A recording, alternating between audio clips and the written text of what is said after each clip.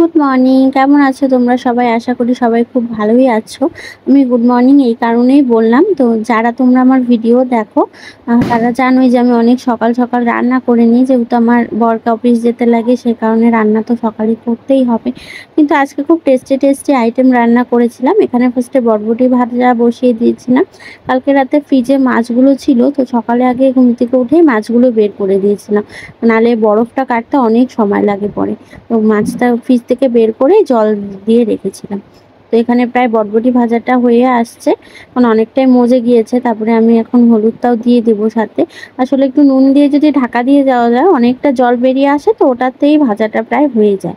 তো এরকম করে বরবটি ভাজাটা তাড়াতাড়ি করে নেব। আমার খুব একটা বরবটি ভাজা খেতে ভালো লাগে না সেরকম, বাট সিজন ওয়াইজ যেগুলো পাওয়া যায় সেগুলো তো খেতেই হবে। এখন কিন্তু বাজারে সেরকম কোনো কিছু সবজি পাওয়া যায় না। এই গরমের সময় এই এক ঝামেলা, কিন্তু শীতকালে কিন্তু অনেক রকম আইটেম পাওয়া যায়, সেটা খুব ভালোই লাগে। আর এই যে মাছ ছিল আজকে, এই একটা মাছ ছিল আর সাথে ছিল চিংড়ি মাছ। এই মাছটাকে আমি বুঝতে পারি না মাছের সাথে আমার কিছু শত্রুতা আছে নাকি আমিই মাছ ভাজতে পারি না। মানে আমি এত ভালো মতো তেল গরম করি মাছ ভাজার জন্য, তারপরেও দেখো যেমন মাছের এরকম একটা দুটো ঠিক হবে, তারপরে এই যেরকম ভেঙে চুরে একসার হয়ে যাবে। যাই হোক, কি করবো, এই মাছকে আমরা নিজেরা খেলে ঠিক আছে, মানে লোকজন আসলে কি তাদের দেওয়া যায়? কেমন লাগে। তারপরে আগের দিন গতকাল অনেকগুলো চিংড়ি মাছও নিয়ে এসেছিল। চিংড়ি মাছের সাইজগুলো মোটামুটিই ছিল। আমাদের বাড়ির সামনে বাজারটা এরকম বড় বড় গলদা চিংড়ি পাওয়া যায় না, একটু দূরে আর একটা বাজার আছে, সেখানে গেলে পাওয়া যায়। তো সামনে মোটামুটি এই একটা ছোট চিংড়ি পেয়েছিল, ওটা নিয়ে এসছে। আমার হাজবেন্ড আবার খেতে খুব ভালোবাসে, তো সেই কারণে আগেই বলে রেখেছিল এটা একটু ওই মালাইকারি টাইপ বা ওরকমই কিছু একটা যদি করা যায়, টেস্টি করে করো। দেখো চিংড়িগুলো কি সুন্দর লাল লাল করে ভেজে নিলাম। এখন যে বড় মাছটা ভাজলাম ওটাও করে নেব। তো চিংড়ি মাছটা আজকে খুব টেস্টি করে রান্না করেছিলাম, খুবই টেস্টি হয়েছিল খেতে। কিন্তু খাওয়ার পরে আমার শ্বশুরমশাই বলেছে কি পেটে তাও খিদে রয়ে গেছে। তখন আমি বললাম কেন? বল কি ভালো রান্না হয়েছে তো, তারপরেও কেন জানি খাওয়ার পরে মনে হচ্ছে পেটে খিদে আছে। মানে আশ্চর্য ব্যাপার। অনেক সময় এরকম হয় যে অনেক কিছু রান্নাবান্না ভালো হলে খেতে খুব ভালো লাগে। আমাদের নরমালি যতটুকুন চাল লাগে আমাদের ভাতের জন্য সবার, আমি যখন এরকম ভালো কিছু রান্না হয় তার থেকে আমি আধ কোটা চাল বেশি নিই। আমার শাশুড়ি বলে হ্যাঁ এতগুলো চাল লাগবে, আমি বলছি তুমি দেখো এগুলো শেষ হবে। কারণ যখন ভালো কিছু রান্না হয় তখন সবারই একটু খাওয়ার পরিমাণটা বাড়ে আর কি। ওটা রেগুলার ডেতে তো আর এত ভালো কিছু করা যায় না, আর এরকম মশলাদার তরকারি রেগুলার খাওয়াও যায় না। বাট আমাদের বাড়িতে মোটামুটি একটু মশলাদার তরকারি হয়ই, কারণ আমার বরের আবার খুব ভালো লাগে এরকম খেতে। কিছু করার নেই, বরের যদি ভালো লাগে তাহলে তো করতেই হবে। যাই হোক, এখানে আমি বড় মাছের জন্য সবজিগুলো ভেজে কষিয়ে নিলাম। এটারও খুব সুন্দর কালার বেরিয়ে এসছে, তেলও ছেড়ে দিয়েছে। এই মুহূর্তে আমি জল দিয়ে দেব, যতটা প্রয়োজন ঝোলের জন্য জল দিয়ে, তারপরে জলটা যেই ফুটে আসবে মাছগুলোও দিয়ে দেব। এখানে যে মাছগুলো দেখুন আমার ভাজতে গিয়ে যে আমার মানে ডাবল ট্রিপল অ্যাকাউন্ট হয়ে গেছে, মানে একটার সাথে তিনটা মাছ জোড়া লেগে গেছে। পরে কিন্তু মাছগুলো ঝোলে দেওয়ার পরে ওটা খুলেও গেছে। আর মাছের ঝোলটা আজকে খুবই টেস্টি হয়েছিল খেতে। তো আমাদের মানে এখানে মানে একটা ধনিয়া পাতা পাওয়া যায়, ওটাকে হচ্ছে আমাদের এখানে বিলাতি ধনিয়া পাতা এরকমই বলে সবাই। তো ওটা দেওয়াতে মাছের ঝোলের টেস্ট আজকে সেই টেস্টি হয়েছিল। ফার্স্টে এখানে দেখো আমি চিংড়ি মাছটা করব জন্য সমস্ত কিছু যা যা দেবো, এখানে কাজু কিশমিশ, বড় পেঁয়াজ আছে, টমেটো, মৌরি, জিরে, শুকনো লঙ্কা, তেজপাতা সমস্ত কিছু একটু হালকা করে ভেজে নিয়ে এটা আমি মিক্সিতে পেস্ট করে নেব। মানে আমি যতবার চিংড়ি মাছের রেসিপি দেখেছি এরকমভাবে আমি কাউকে করতে দেখিনি, অন্যভাবেই দেখেছি করতে। মানে মালাইকারি যে করে অন্যরকম ভাবে করে, অনেক টেস্টি করেও করে, অনেক কিছু লাগে।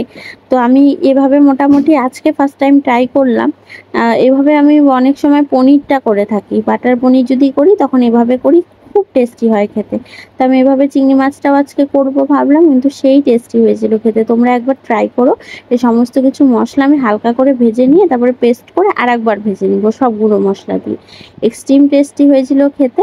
তারপরে আমার কাছে যেহেতু নারকেলের দুধ ছিল না অ্যাভেলেবল সেই মুহূর্তে, তো আমাদের যে বাড়িতে গরুর দুধ আছে সেটা কিন্তু আমি দিইনি। গরুর দুধের যে সরটা পড়ে না, সেটা আমি উঠিয়ে রাখছিলাম অনেকগুলো, সেটাকে আমি ভালো মতো মিক্সড করে ওটা দিয়েছিলাম, ওটাতেও ভালো ফ্লেভারটা এসেছিল খেতে। তো আমি এরকমই একটু মাঝে মাঝে কারুকার্য করে রান্না করি। একটু ভয়ও লাগে যদি আবার খেতে ভালো না হয়, কারণ আমি আর আমার হাজবেন্ড তো খাবো না, আমার শ্বশুর শাশুড়িও খাবে। তারা যদি খেতে না পারে, এখন বয়স্ক মানুষ বুঝতেই পারছো, একটুতেই রেগে যেতে পারে। তো সেই কারণে আমার হাজবেন্ড অবশ্য আমি যাই রান্না করে দিব তাই খাবে, কিচ্ছু বলবে না।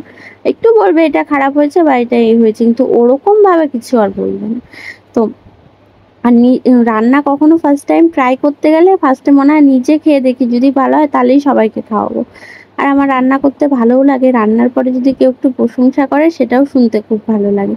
তো দেখো মশলাটা প্রায় কষে এসেছে। তো এই মুহূর্তে আমি মাছগুলোও দিয়ে দেবো, যাতে মাছের ভেতরেও মশলাগুলো প্রায় চলে যায়। এখনই আমার মানে চিংড়ির মালাইকারির মধ্যে আমার ফোনের মালাইকারি হয়েছে। তো মানে এখনই আমার ফোনটা পড়ে যাচ্ছিল, ফট করে আমি ধরে ফেলেছি। যাই হোক, এখন চিংড়ি মাছগুলোও দিয়ে দিলাম। চিংড়ি মাছগুলো কিন্তু খুব লাল লাল করে ভাজা হয়েছিল, এত টেস্টি হয়েছিল না খেতে, মানে বলার বাইরে।